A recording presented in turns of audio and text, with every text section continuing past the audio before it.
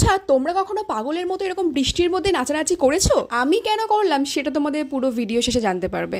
সকাল সকাল না কেমন ঠাকুর সেবায় ব্যস্ত হয়ে পড়েছি, কেন শুনবে?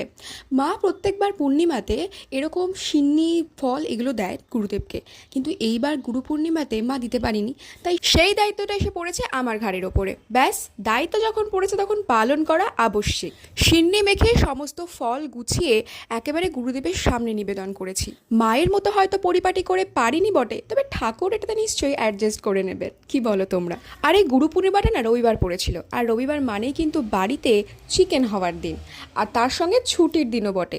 আর এই ছুটির দিনে আমি আমার বোনকেও ডেকে নিয়েছিলাম। দুপুরবেলা না জমিয়ে লাঞ্চ করেছি, মা এই চিকেনটা দারুণ বানিয়েছিল। আর এরপরেই শুরু হয়ে গেছে আমাদের পাগলামি।